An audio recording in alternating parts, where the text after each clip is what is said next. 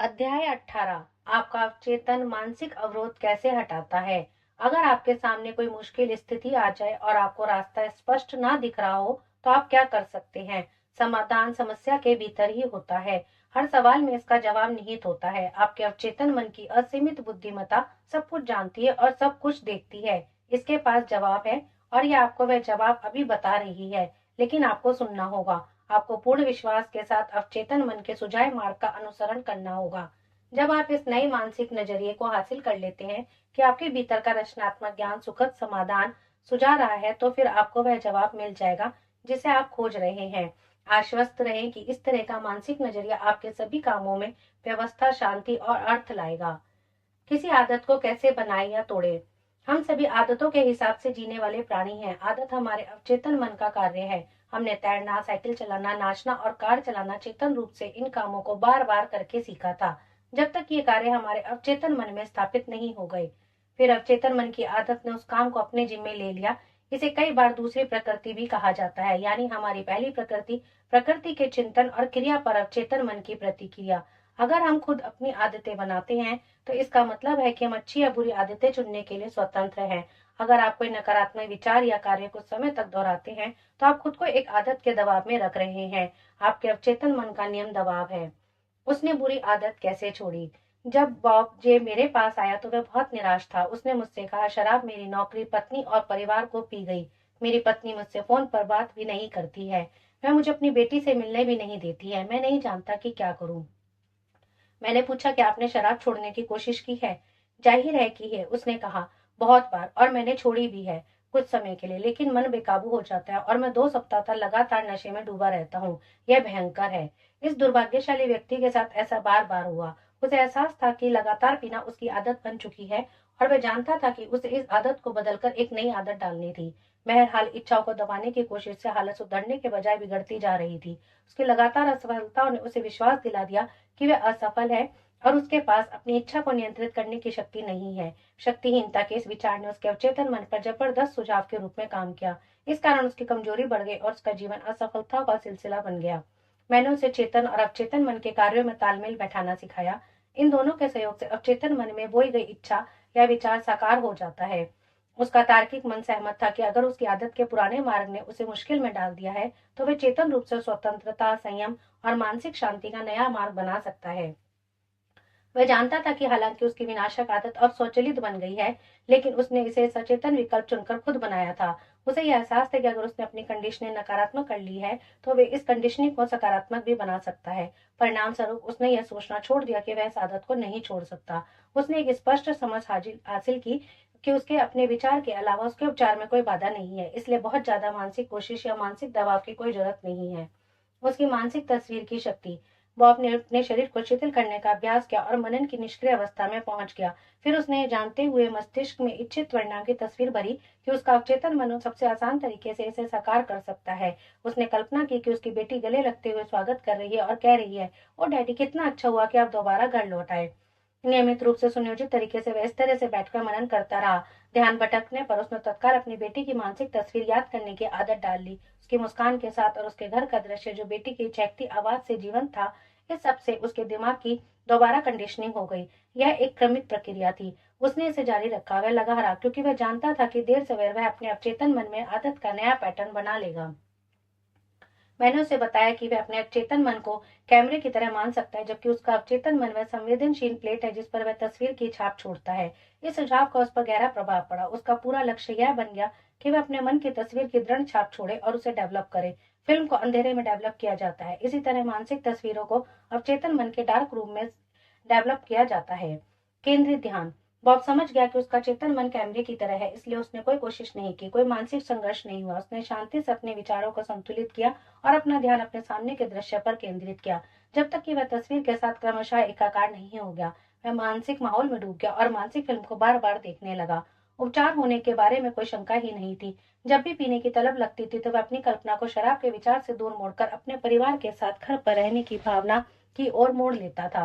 वह सफल था क्योंकि उसे विश्वास भरी उम्मीद थी कि वह अपने मस्तिष्क में जो फिल्म डेवलप कर रहा था वह अवश्य लौट घटेगी।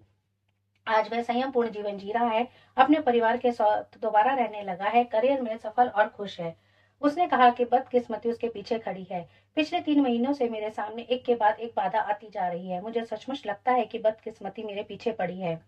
रुथ भी एक कंपनी की संस्थापक थी जो प्रोफेशनल्स के लिए बिल्डिंग और रिकॉर्ड कीपिंग का काम करती थी।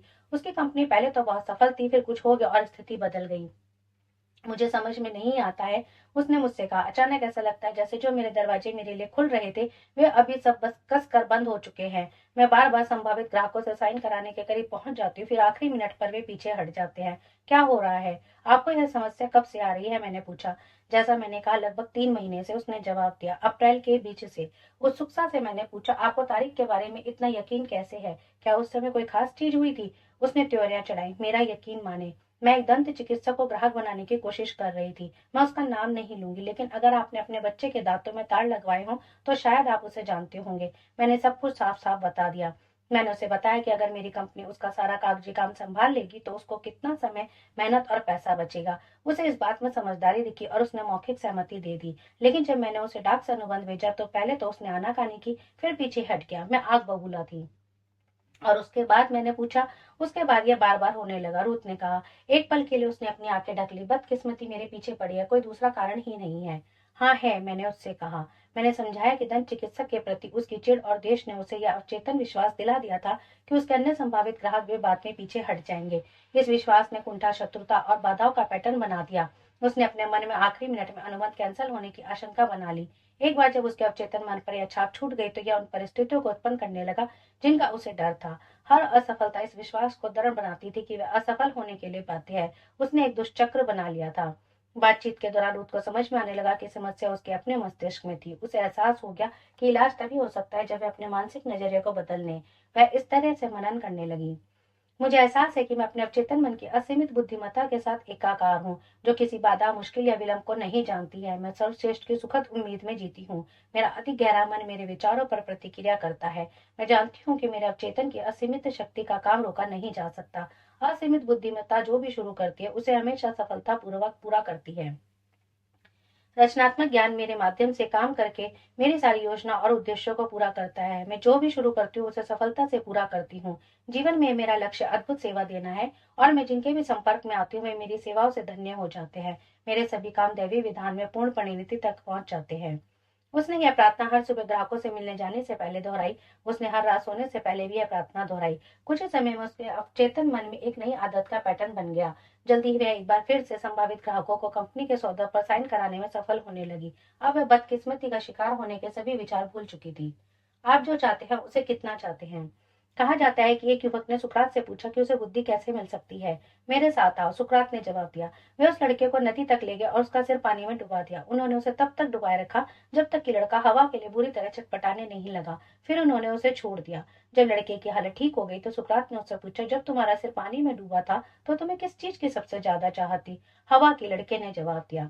सुकरात ने धीरे से सिर हिलाया। जब तुम बुद्धिमानी को उतना चाहने लगोगे जितना कि पानी में डूबते समय हवा को चाहते थे तो यह तुम्हें मिल जाएगी। इसी तरह जब आपके मन में जीवन की किसी निश्चित बाधा को पार करने की गहन, प्रबल, सच्ची इच्छा होगी, आप एक निश्चित निर्णय पर पहुंचेंगे कि कोई रास्ता है। आप विश्वास से फैसला करेंगे कि यही वह रास्ता है जिस पर आप चलना चाहते हैं, तो विजय सुनिश्चित है। अगर आप सचमुच मानसिक और आंतरिक शांति चाहते हैं तो आपको यह मिल जाएगी। इससे कोई फर्क नहीं पड़ता है कि आपके साथ कितना भेदभावपूर्ण व्यवहार हुआ है, या बॉस ने कितना अनुचित पक्षपात किया है, या किसी ने आपके साथ कितना घटिया काम किया है। जब आप अपनी मानसिक और आध्यात्मिक शक्तियों के बारे में जागृत हो जाते हैं तो आपको इससे कोई फर्क नहीं पड़ता है। आप जानते हैं कि आप क्या चाहते हैं और आप निश्चित रूप से नफरत, गुस्से, शत्रुता और दुर्भावना के चोरों को अपनी शांति, सद्भाव, सेहत और खुशी नहीं लूटने देंगे। जब आप अपने विचारों को जीवन के लक्ष्य के साथ एकाकार करने की आदत सीख लेते हैं तो आप लोगों, परिस्थितियों, खबरों और घटनाओं पर विचलित होना छोड़ देते हैं। आपका लक्ष्य शांति, सेहत, प्रेरणा, सद्भाव और समृद्धि है। महसूस करें कि शांति की नदी आपके भीतर इसी समय प्रवाहित हो रही है। आपका विचार अमूर्त और अदृश्य शक्ति है और आप इसका चुनाव खुद को दुआ देने, प्रेरित करने और शांति पाने के लिए करते हैं। उसका उपचार क्यों नहीं हो पाया? एलएनएस एक प्रमुख पाठ्य पुस्तक वितरक का फील्ड रिप्रेजेंटेटिव था। वह शादीशुदा था, उसके 4 बच्चे थे, लेकिन बिजनेस यात्राओं के दौरान एक अन्य महिला के साथ उसका अवैध संबंध चलता था। जब वह मुझसे मिलने आया तो निराश और चिड़चिड़ा था। उस बिना गोलियों के नींद नहीं आती थी। उसे हाई ब्लड प्रेशर और बहुत से अंदरूनी दर्द थे जिन्हें उसका डॉक्टर ना तो पकड़ पा रहा था, ना ही इलाज कर पा रहा था। स्थिति और भी बिगड़ गई जब वह बहुत शराब पीने लगा। जैसा हमें जल्दी ही पता चल गया, इस सबका कारण अपराध का उसका गहरा अवचेतन बोध था। वह जिस धार्मिक आस्था में पला बड़ा था, वह उसके अवचेतन मन की गहराई में विद्यमान थी। उसकी धार्मिक आस्था विवाह की कस्मों की पवित्रता पर बहुत जोर देती थी, लेकिन वह लगातार उनकी खुली अवहेलना कर रहा था। वह अपराध बोध के घाव को बढ़ने की निरर्थक कोशिश में ज्यादा पीने लगा था। जिस तरह कोई रोगी अपने भयंकर दर्द के लिए मार्फिन और कोडीन लेता है, उसी तरह वह अपने मानसिक दर्द या घाव के लिए शराब पीने लगा। यह आग में घी डालने वाली पुरानी कहानी है। स्पष्टीकरण और इलाज। उसने मेरा स्पष्टीकरण सुना कि उसका मस्तिष्क कैसे काम करता है। उसने अपनी समस्या का सामना किया, इस पर गौर से विचार किया और अंततः अवैध संबंध छोड़ने का फैसला कर लिया। उसे यह भी एहसास हुआ कि उसका पीना पलायन की अचेतन कोशिश थी। छिपा हुआ कारण उसके अवचेतन मन में निहित था और उसका सफाया किया जाना था। इसके बाद ही उपचार हो सकता था। वह दिन में 3 बार इस प्रार्थना से अपने अवचेतन मन पर छाप छोड़ने लगा। मेरा मस्तिष्क शांति, संतुलन और सद्भाव से भरा है। ईश्वर मेरे भीतर मुस्कुराती शांति में विश्राम कर रहा है। मैं अतीत, वर्तमान या भविष्य की किसी चीज से नहीं डरता हूँ। मेरे अवचेतन मन की असीमित बुद्धिमत्ता सभी तरीकों से मेरा नेतृत्व, निर्देशन और मार्गदर्शन कर रही है। मैं अब हर स्थिति का सामना आस्था, संतुलन, शांति और विश्वास से करता हूँ। मैं अब इस आदत से पूरी तरह मुक्त हूँ। मेरा मस्तिष्क आंतरिक शांति, स्वतंत्रता और खुशी से भरा है। मैं खुद को क्षमा करता हूँ, फिर मुझे भी क्षमा किया जाता है। शांति, संयम और विश्वास मेरे मस्तिष्क पर शासन करते हैं। जब उसने यह प्रार्थना दोहराई तो वह पूरी तरह से जानता था कि वह क्या कर रहा था और क्यों कर रहा था। वह क्या कर रहा था, इसके ज्ञान ने उसे आवश्यक विश्वास और आस्था दी। मैंने उसे समझाया कि जब वह इन वाक्यों को जोर से, धीरे धीरे, प्रेम पूर्वक और अर्थपूर्ण ढंग से दोहराएगा तो वे धीरे धीरे उसके अवचेतन मन में उतर जाएंगे। बीजों की तरह वे भी बड़े होकर फल देंगे। उसके कान आवाज सुनते थे और शब्दों के उपचारक कंपन उसके अवचेतन मन तक पहुंचकर उन सभी नकारात्मक मानसिक पैटर्नों को मिटा देते थे जिन्होंने उसकी समस्या को पैदा किया था। प्रकाश अंधकार को दूर कर देता है। सृजनात्मक विचार नकारात्मक विचार को नष्ट कर देता है। वह महीने भर में बदल गया। मानने से इनकार करना। अगर आप शराबी या मादक पदार्थ के आदी हैं तो इसे स्वीकार करें। बचने की कोशिश ना करें। कई लोग शराबी इसीलिए बने रहते हैं क्योंकि वे इसे स्वीकार ही नहीं करते हैं। आपकी बीमारी एक अस्थिरता है, एक आंतरिक डर है। आप जीवन का सामना करने से इनकार कर रहे हैं, इसलिए आप शराब के माध्यम से अपनी जिम्मेदारियों से पलायन करने की कोशिश कर रहे हैं। शराबी के रूप में आपकी कोई स्वतंत्र इच्छा नहीं है। हालांकि आप सोच सकते हैं कि हो सकता है आप अपनी इच्छा शक्ति के बारे में डिंगे हाँकते हों। अगर आप आदतन शराबी हैं और साहस के साथ यह घोषणा करते हैं, अब मैं इसे कभी नहीं छूंगा, तो आप में इस घोषणा को सही साबित करने की शक्ति नहीं है। कारण यह है कि आप ये नहीं जानते हैं कि शक्ति को कहाँ खोजना है। दरअसल आप खुद की बनाई मनोवैज्ञानिक जेल में रह रहे हैं। आप अपने विश्वासों, रायों, प्रशिक्षण और माहौल के प्रभावों की बेड़ियों में जकड़े हुए हैं। अधिकांश लोगों की तरह आप भी आदत के गुलाम हैं। आप जिस तरह से प्रतिक्रिया करते हैं उसके लिए कंडीशनड है। स्वतंत्रता के विचार बनाना। आप अपनी मानसिकता में स्वतंत्रता और मानसिक शांति का विचार भर सकते हैं ताकि आपके अवचेतन गहराइयों तक पहुंच जाए। अवचेतन मन सर्वशक्तिमान है, इसलिए आपको शराब पीने की इच्छा से मुक्त कर देगा। उस मोड़ पर आपको एक नई समझ मिलेगी कि आपका दिमाग कैसे काम करता है। आपको अपने भीतर असीमित संसाधन मिलेंगे जिनके द्वारा आप अपनी बात को सच साबित कर सकते हैं। 51% उपचार। अगर आपके मन में किसी विनाशक आदत से छुटकारा पाने की प्रबल इच्छा है तो आपका 51% इलाज पहले ही हो चुका है। जब आपकी बुरी आदत को छोड़ने की इच्छा इसे जारी रखने की आवश्यकता से अधिक बड़ी हो जाती है तो आपको यह जानकर हैरानी होगी कि पूर्ण स्वतंत्रता सिर्फ एक कदम दूर है। जो भी विचार आप अपने दिमाग में लंगर की तरह डालते हैं, आपका मस्तिष्क उसका विस्तार करता है। मस्तिष्क को स्वतंत्रता की अवधारणा यानी विनाशक आदत से छुटकारा और मानसिक शांति पर केंद्रित करें। इसे ध्यान की नई दिशा पर केंद्रित करें। इससे आप ऐसी भावना उत्पन्न करते हैं जो स्वतंत्रता और शांति की अवधारणा को धीरे धीरे ग्रहण कर लेती है। आप जिस भी विचार को जिस तरीके से भावात्मक बनाते हैं उसे आपका अवचेतन मन स्वीकार कर लेता है और साकार कर देता है। यह जान ले कि आपके कष्ट से कोई अच्छी चीज उत्पन्न हो सकती है। आपने नाहक कष्ट नहीं उठाया है। बहरहाल कष्ट उठाते रहना मूर्खता है। अगर आप शराबी बने रहते हैं तो इससे मानसिक और शारीरिक हास होगा। महसूस करें कि अवचेतन की शक्ति आपका साथ दे रही है। हालांकि आपको मानसिक अवसाद हो सकता है, लेकिन आप भावी स्वतंत्रता की सुखद कल्पना शुरू कर सकते हैं जो आपके भीतर भरी हुई है। यह प्रतिस्थापन का नियम है। आपकी कल्पना आपको शराब की बोतल तक ले गई। इसे अब खुद को स्वतंत्रता और मानसिक शांति तक ले जाने दें। आपको थोड़ा कष्ट होगा, लेकिन इस सृजनात्मक उद्देश्य के लिए होगा। आप इसे उसी तरह सहन करेंगे जिस तरह माँ प्रसव पीड़ा को सहन करती है, और आप मस्तिष्क में एक बच्चे को जन्म देंगे। आपका अवचेतन संयम को जन्म देगा। शराबखोरी के कारण। शराबखोरी का असली कारण नकारात्मक और विनाशक सोच है। जैसा इंसान सोचता है वैसा ही वह होता है। शराबी में हीन भावना, अक्षमता, कुठा और पराजय का गहरा एहसास होता है। अक्सर इनके साथ गहरी आंतरिक शत्रुता भी होती है। व्यक्ति के पास अनंत बहाने होते हैं जिनसे वह अपने शराबीपन का बचाव कर सकता है, लेकिन असली कारण व्यक्ति का वैचारिक जीवन होता है। 3 जादुई कदम। पहला कदम, स्थिर हो जाए, मस्तिष्क को शांत कर ले, उन्नीदी निष्क्रिय अवस्था में पहुंच जाए। इस शिथिल शांत ग्रहणशील अवस्था में आप दूसरे कदम की तैयारी कर रहे हैं। दूसरा कदम, एक संक्षिप्त वाक्य लें जिसे आसानी से याददाश्त पर उकेरा जा सके और लोरी की तरह बार बार दोहराया जा सके। इस वाक्य का प्रयोग करें, अब मुझ में संयम और मानसिक शांति है और मैं धन्यवाद देता हूँ। मस्तिष्क को भटकने से रोकने के लिए इसे जोर से दोहराएं और मन में बोलते समय इसके उच्चारण में होठों और जीभ को चलाएं। इससे अवचेतन मन तक पहुंचने में मदद मिलती है। इसे 5 मिनट या इससे ज्यादा समय तक करते रहें, आप एक गहरी भावनात्मक प्रतिक्रिया पाएंगे। तीसरा कदम, सोने से ठीक पहले वह करें जो महान जर्मन कवि जोहान वॉन गेटे करते थे। कल्पना करें कि कोई मित्र या प्रियजन आपके साथ है, आपकी आंखें बंद है, आप शिथिल और शांत है। यह प्रियजन या मित्र कल्पना में आपसे कह रहा है बधाइयां।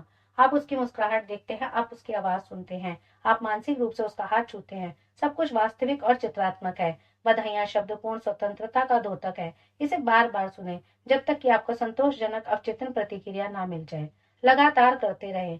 जब डर आपके मस्तिष्क का दरवाजा खटखटाए या चिंता, तनाव या शंका आपके दिमाग में आए तो अपने सपने, अपने लक्ष्य को देखते रहें। अपने अवचेतन मन के भीतर की असीमित शक्ति के बारे में सोचें जो आपके चिंतन और कल्पना को उत्पन्न कर सकती है। इससे आपको विश्वास, शक्ति और साहस मिलेगा। लगातार करते रहें, जुटे रहें जब तक कि दिन ना निकल आए और अंधेरा दूर ना भाग जाए।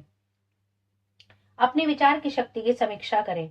एक, समाधान समस्या में निहित है। हर सवाल में इसका जवाब छिपा है। आपका ज्ञान आपकी पुकार पर प्रतिक्रिया करता है जब आप इसे आस्था और विश्वास से आवाज देते हैं। दो, आदत आपके अवचेतन मन का कार्य है। आपके अवचेतन मन की अद्भुत शक्ति का इससे बड़ा प्रमाण नहीं है कि आपके जीवन पर आदत की कितनी शक्ति और नियंत्रण है। आप आदतों के गुलाम होते हैं। तीन, आप किसी विचार या काम को दोहराकर अपने अवचेतन मन में आदतों के पैटर्न बनाते हैं जब तक कि आपके अवचेतन मन में खांचे नहीं बना लेता और स्वचालित नहीं बन जाता। चार, आपके पास चुनने की स्वतंत्रता है। आप अच्छी या बुरी आदत को चुन सकते हैं। प्रार्थना एक अच्छी आदत है। पांच, जो भी मानसिक तस्वीर आप अपने अवचेतन मन में आस्था के साथ देखते हैं यह उसे साकार कर देता है। छह, आपकी सफलता और उपलब्धि में एकमात्र बाधा आपका अपना विचार या मानसिक छवि है। सात, जब आपका ध्यान भटके तो अच्छा या लक्ष्य के विचार से इसे वापस लौटा ले, इसकी आदत डाल ले। इसे मस्तिष्क को अनुशासित करना कहते हैं। आपका चेतन मन कैमरा है और आपका अवचेतन मन वह संवेदनशील प्लेट है जिस पर आप तस्वीर की छाप छोड़ते हैं। आठ, इंसान के पीछे जो एकमात्र बदकिस्मती पड़ी रहती है वह डर का विचार है जिसे बार बार दिमाग में दोहराया जाता है। इस ज्ञान के साथ बदकिस्मती से पीछा छुड़ाएं कि आप जो भी काम शुरू करते हैं उसे आप दैवी विधान में सुखद परिणाम तक पहुंचाएंगे। सुखद अंत की तस्वीर बनाएं और इसे विश्वास के साथ बनाए रखें। नौ, नई आदत डालने के लिए आपको विश्वास होना चाहिए कि वांछित है। जब बुरी आदत को छोड़ने की आपकी इच्छा इसे जारी रखने की इच्छा से ज्यादा बड़ी हो तो समझ लीजिए आपका 51% उपचार तो हो चुका है। 10, दूसरों की बातें आपको तब तक चोट नहीं पहुंचा सकती जब तक कि आपकी खुद की वैचारिक और मानसिक सहमति ना हो। 11, खुद को अपने लक्ष्य के साथ एकाकार करें जो शांति, सद्भाव और खुशी है। आप ही अपने ब्रह्मांड में इकलौते चिंतक हैं। 12, बहुत शराब पीना पलायन की अवचेतन इच्छा है। शराब पीने का कारण नकारात्मक और विध्वंसात्मक चिंतन है। उपचार है स्वतंत्रता, संयम, पूर्णता के बारे में सोचना और उपलब्धि के रोमांच को महसूस करना। 13, कई लोग शराबी इसलिए बने रहते हैं क्योंकि वे अपनी समस्या को स्वीकार करने से इनकार कर देते हैं। 14, आपके अवचेतन मन का नियम जिसने आपको बंधन में रखा और आपके कार्य की स्वतंत्रता को सीमित किया आपको स्वतंत्रता और खुशी देगा। यह इस बात पर निर्भर करता है कि आप इसका कैसा प्रयोग करते हैं। 15, आपकी कल्पना आपको शराब की बोतल तक ले गई थी। अब स्वतंत्र होने की इच्छा करके इसे स्वतंत्रता की ओर ले जाने दें। 16, एल्कोहिज्म का असली कारण नकारात्मक और विनाशक सोच है। जैसा व्यक्ति अपने दिल में सोचता है वैसा ही वह होता है। 17, जब डर आपके मन का दरवाजा खटखटाए तो ईश्वर में आस्था और सभी अच्छी चीजों का दरवाजा खोलने दें।